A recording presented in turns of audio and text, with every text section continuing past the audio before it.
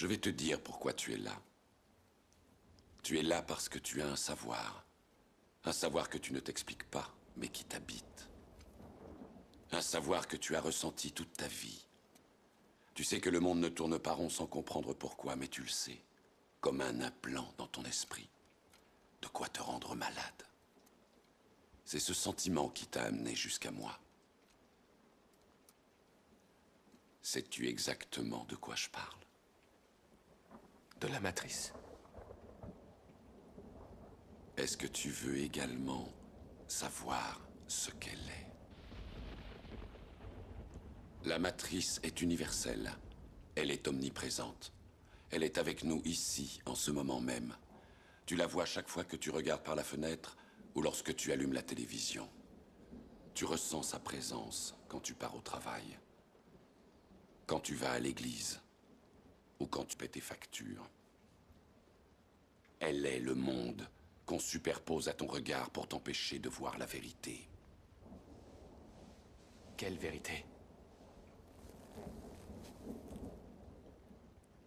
Le fait que tu es un esclave, Néo. Comme tous les autres, tu es né enchaîné. Le monde est une prison où il n'y a ni espoir, ni saveur, ni odeur. Une prison pour ton esprit.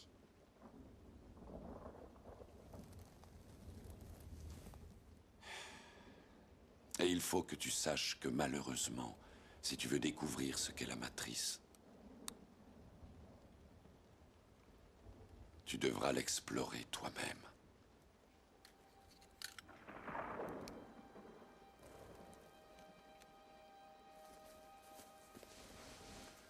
C'est là ta dernière chance. Tu ne pourras plus faire marche arrière. Choisis la pilule bleue et tout s'arrête. Après, tu pourras faire de beaux rêves et penser ce que tu veux. Choisis la pilule rouge, tu restes au pays des merveilles. Et on descend avec le lapin blanc au fond du gouffre.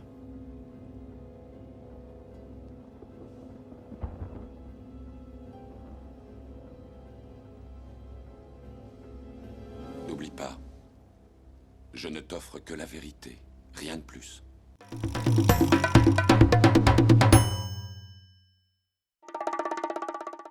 Lorsque le film Matrix sort en 1999, j'ai quoi? 14 ans.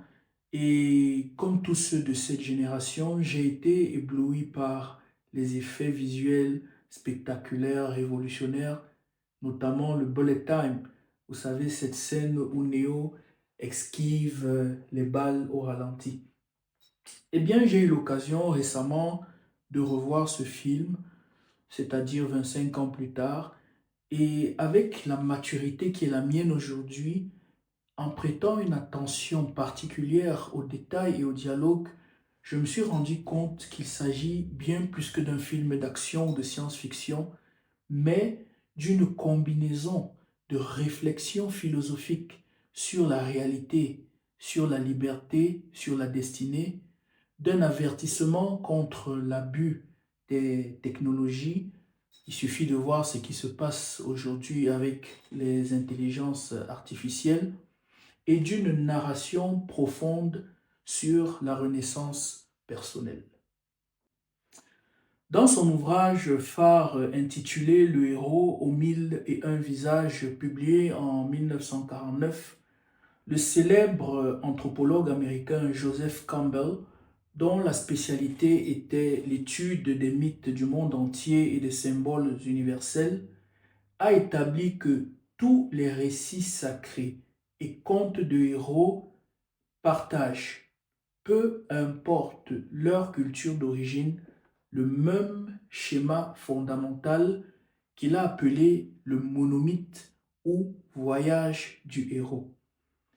C'est donc la structure narrative universelle qui décrit toutes les étapes fondamentales par lesquelles passe le protagoniste pour atteindre une transformation personnelle et accomplir son destin. Toujours selon Campbell, cette structure est divisée en trois grands actes comportant chacun des étapes. Premier acte, le départ ou la séparation. Nous avons le monde ordinaire, Le héros vit une vie donc ordinaire, banale, dans un quotidien connu. L'appel à l'aventure. Un événement perturbe cette routine. Un doute, un rêve, un appel mystérieux, etc. Troisième étape, le refus de l'appel. Le héros hésite, il a peur, il refuse de changer, il s'accroche à son confort. Quatrième étape, la rencontre avec le mentor, celui qui lui ouvre les yeux et le guide. Deuxième acte, l'initiation. Première étape, le franchissement du seuil, où le héros quitte donc son monde ordinaire connu pour aller vers l'inconnu. 2. Les épreuves alliés-ennemis. Le héros ou notre protagoniste traverse des tests, il rencontre des alliés, il affronte des ennemis, il fait face à des trahisons. Troisième étape, l'approche de la caverne. Il s'apprête à affronter sa plus grande peur ou vérité. Et enfin, l'épreuve suprême, où il vit une forme de mort symbolique ou de confrontation intérieure. On passe au troisième et dernier acte qu'on appelle le retour. Première étape, la récompense ou l'élixir. Il reçoit une révélation, une capacité nouvelle, une paix intérieure. Deuxième étape, le chemin du retour. Il revient vers le monde ordinaire, mais transformé. Troisième étape, la résurrection, où il fait face à un ultime défi, un ultime test. Va-t-il vraiment incarner son changement? Et enfin, le retour avec l'élixir.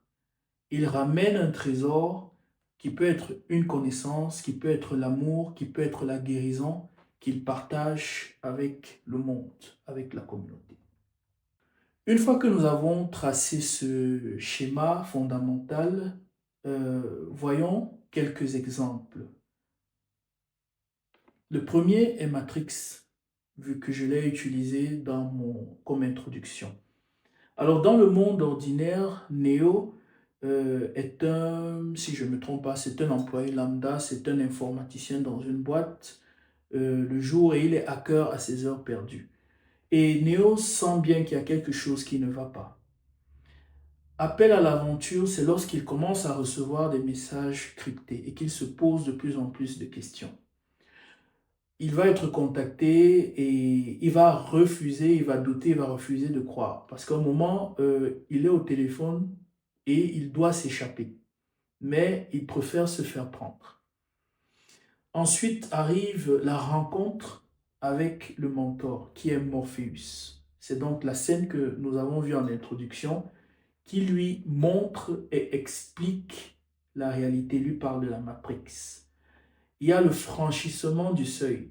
C'est ce moment où Neo doit faire un choix entre la pilule bleue qui consiste à rester dans sa zone de confort et continuer sa vie ordinaire, ou prendre la pilule rouge qui correspond à la rupture avec l'ancien monde.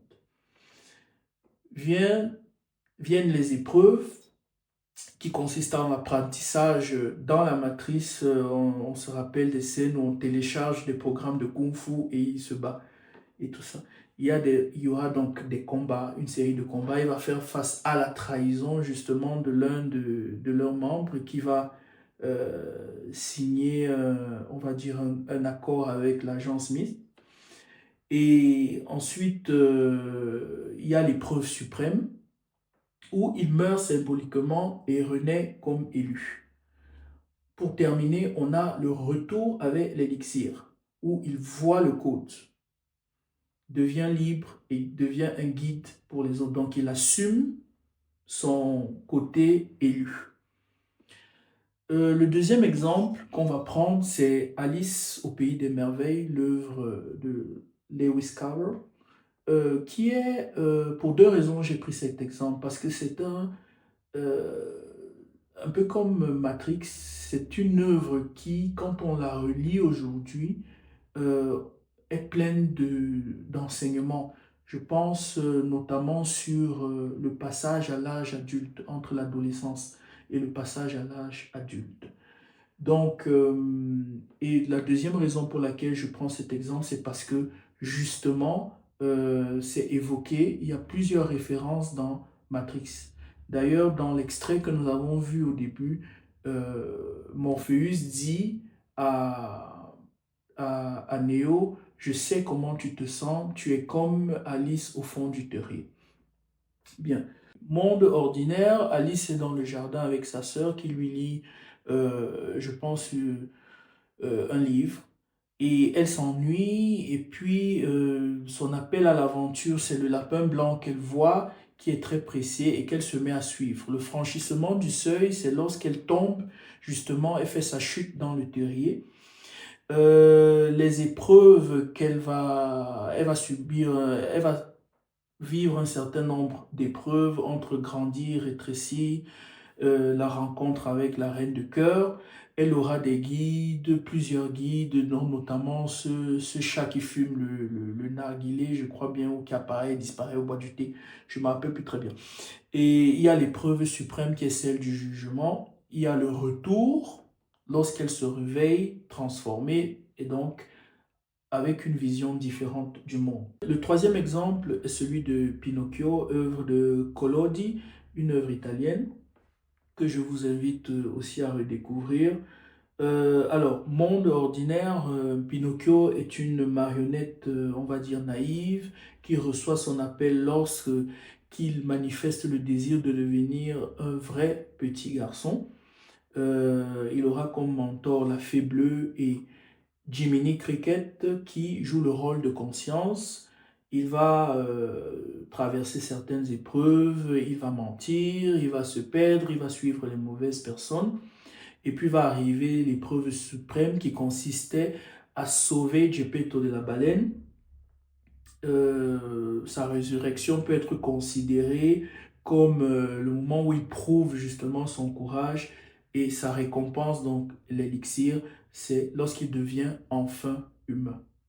Quatrième exemple, le roi lion. Je suppose que ça va parler à un peu plus de personnes. Alors, dans le monde ordinaire, on a Simba qui est un jeune lionceau, héritier et insouciant. L'appel à l'aventure surgit lorsque son papa, Mufasa, meurt et qu'il est pris de culpabilité et s'enfuit. Il décide d'oublier son passé et puis il a comme mentor Rafiki et la vision de son père. Donc, c'est de là que vient le réveil. Épreuve, c'est le retour au rocher, le combat avec son oncle Scar, contre son oncle Scar. La résurrection, c'est lorsqu'il prend sa place de roi. Et l'élixir dont la récompense, c'est l'harmonie restaurée dans le cycle de la vie. Et l'on pourrait en citer comme cela pendant des heures, Spider-Man, Batman, Black Panther, la petite sirène. Mais qu'en est-il? Qu'en est-il des mythes fondateurs? Eh bien, ils ne sont pas en reste.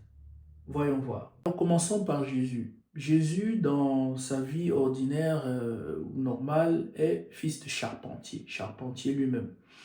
Appel à l'aventure, on va dire, c'est lorsqu'il il reçoit son baptême par Jean-Baptiste. Bon, il n'y a pas de refus connu dans la Bible, mais il a comme guide Jean-Baptiste justement et l'Esprit Saint. Il franchit le seuil lorsqu'il débute son ministère public.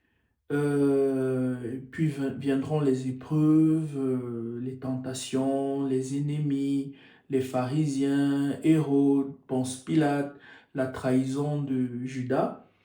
Il va vivre comme épreuve suprême la crucifixion et son retour avec l'élixir dont la récompense, c'est sa résurrection, son apparition à ses disciples auxquels il va transmettre le message universel de salut, d'amour, et il va les envoyer annoncer la bonne nouvelle. Logiquement, on ne saurait parler de Jésus, donc du christianisme, sans évoquer son grand frère, le judaïsme de Moïse.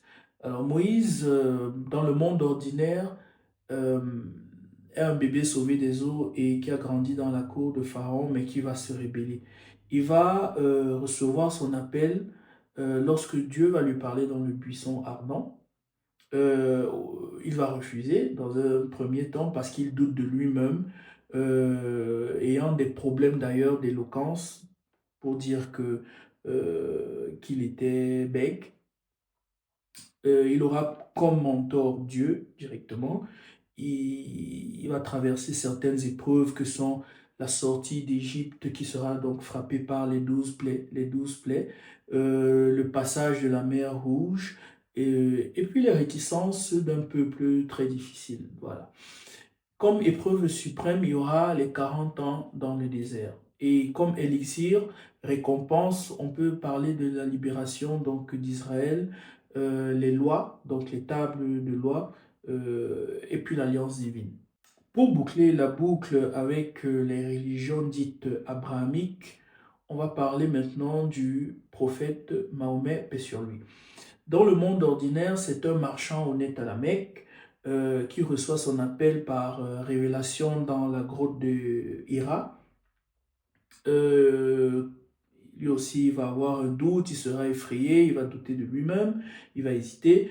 Il aura comme mentor et soutien l'ange Gabriel et sa femme, comme soutien sa femme Khadija.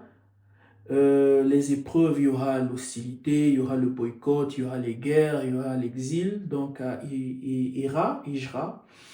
Comme résurrection, on peut évoquer la consolidation de la communauté amédine et l'élixir, c'est la transmission donc du Coran, unité spirituelle et sociale pour les générations futures. L'on peut parler de Siddhartha Gautama, dit Bouddha. Monde ordinaire, c'est un prince voilà, élevé dans le luxe et à l'abri de la souffrance, qui va recevoir son appel à l'aventure en découvrant la vieillesse, la maladie et la mort en quittant son palais. Il y a le doute parce que voilà, il a une vie princière et confortable, mais à la fin, il aura comme mentor ses maîtres spirituels et yogis. Épreuve qu'il va traverser, il y aura l'ascèse extrême, donc une privation extrême, et la méditation, la tentation par Mara, qui est le démon. Comme épreuve suprême, il y aura la nuit sous l'arbre de la Bodhi et résurrection, le Nirvana. Pour terminer, l'élixir ou la récompense, c'est le Dharma, les 4 nobles vérités et la voie du milieu. Là, je vois déjà certains venir et me dire, voilà, tu as évoqué beaucoup de religions, des mythes des autres. Qu'en est-il des Africains? Eh bien, nous aussi, les Africains, nous avons nos mythes fondateurs ou rassembleurs, nous avons nos récits sacrés. D'ailleurs, moi qui suis camerounais appartenant à l'ère culturelle Sawa, donc de la côte du littoral camerounais, je pourrais évoquer l'épopée de Jekyll Njambe Inono, enfant prodige qui, à la naissance, parlait déjà, a commencé à marcher très tôt et développer des capacités hors normes, à tel point que cela a suscité l'hostilité de son père Djambé, qui, sentant son pouvoir menacé, le soumet à une série d'épreuves impossibles, mais des épreuves auxquelles survit Jackie, qui va triompher, ressusciter ses frères et, et ramener la sagesse, la justice et l'équilibre dans sa communauté. L'on retrouve une épopée similaire, celle de Mwindo, du côté du peuple Nyanga en République démocratique du Congo. On peut aussi citer la fameuse épopée de Sundiata Keita, enfant né avec un handicap qui a été rejeté. Il faut dire que sa maman était réputée laide et bossue. Il a été contraint à l'exil, d'où il va revenir triomphant de ses batailles et fondera le grand empire du Mali. On peut le voir, on peut le dire, tous les peuples ont des contes initiatiques ou des mythes fondateurs. La question est pourquoi? Eh bien, parce que ceux-ci répondent à des besoins universels à la fois psychologiques, sociaux, spirituels et identitaires. Le premier besoin est celui de donner un sens à l'existence. En répondant aux grandes questions, qui sommes-nous? D'où venons-nous? Pourquoi le monde est-il comme il est? Comment devons-nous vivre ensemble? Le deuxième besoin est celui de marquer les étapes de la vie, très important, en accompagnant les rites de passage. Donc, de l'enfance à l'adolescence, à la maturité, la vieillesse.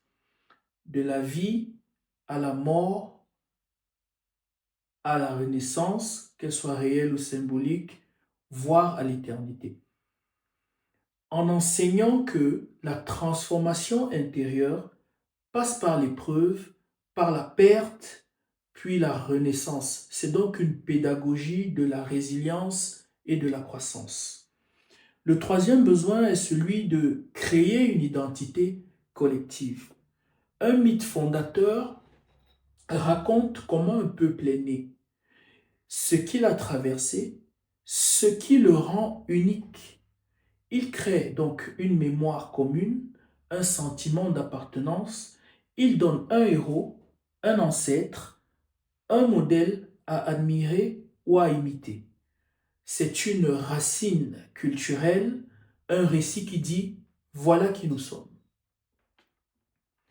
Le quatrième besoin est celui de transmettre des valeurs.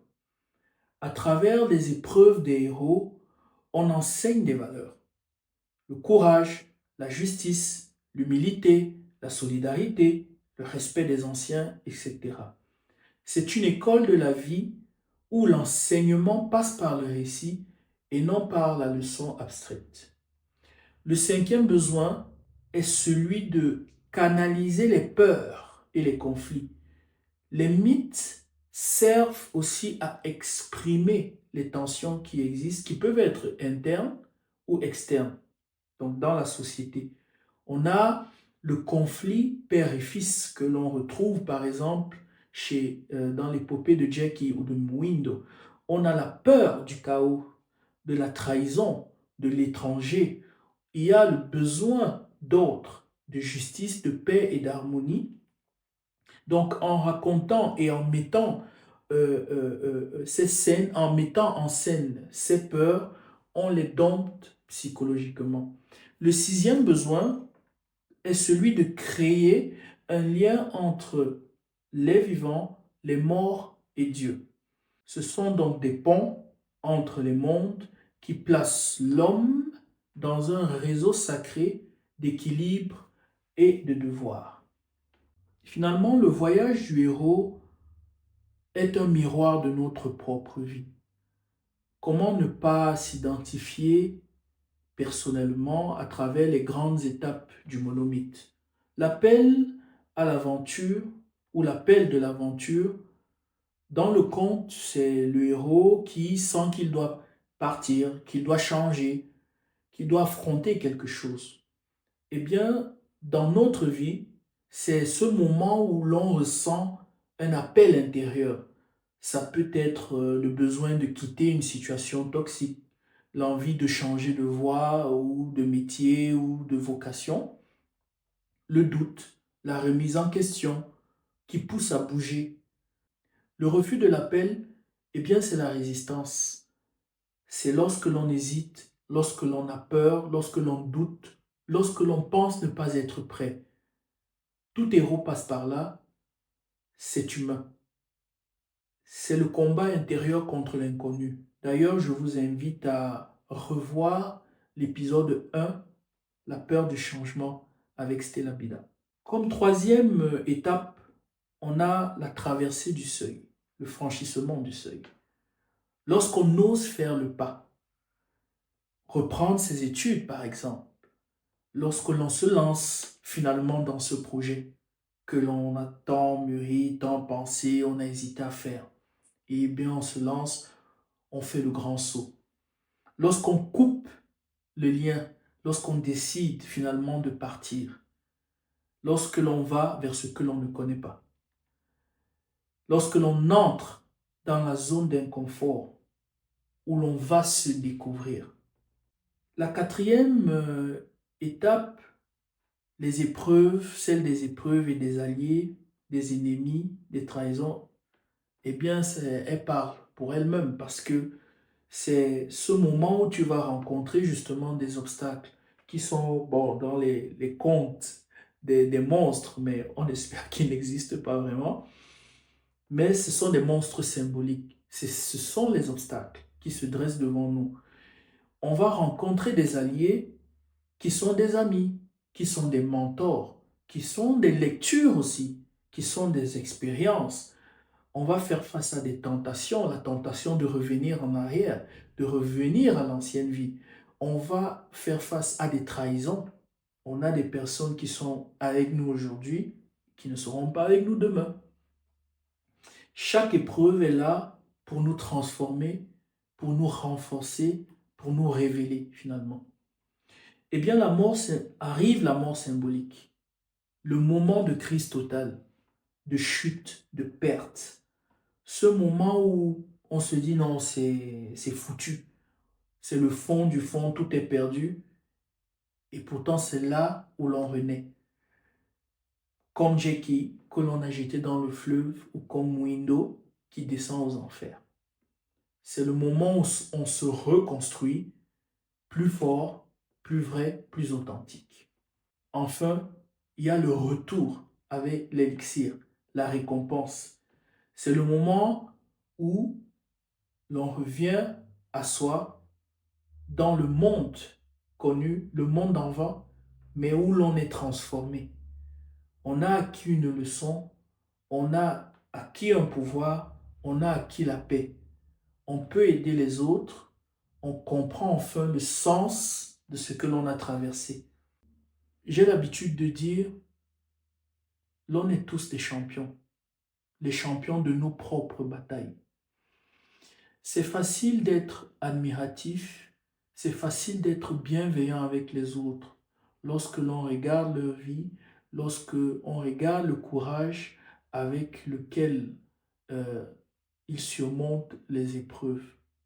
Et pourtant, l'on n'est pas assez bienveillant envers nous-mêmes parce que tous, nous faisons face à des épreuves et tous, d'une façon ou d'une autre, nous trouvons un moyen de surmonter ces épreuves.